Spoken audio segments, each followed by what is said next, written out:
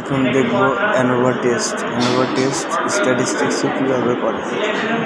At first analyse পাওয়ার বাটনটা click করতে হবে, দেন কম্পেয়ার মিনসের কাছ থেকে ওয়ান ওয়ে অ্যানোভা।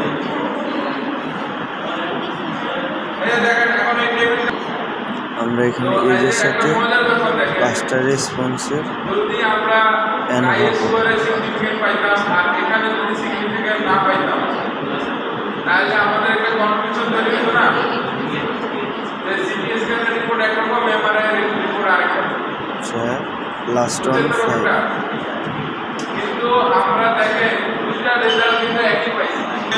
দেন ফ্যাক্টর, এইখানে আমি কার সাথে কাজ করব, এজ গ্রুপ, প্রফেশন, মানে কার সাথে কাজ করব, যার সাথে কাজ করব তাকে আমার ক্লিক করে কার্সারটাকে ফ্যাক্টরের ভিতরে আনতে হবে। দেন ওকে চাপ দিলে রেজাল্ট চলে আসবে ANOVA, on way ANOVA result. This is on way ANOVA result. এখন এটা আমরা ডিসক্রাইব করব। ডিসক্রাইব কীভাবে করবো,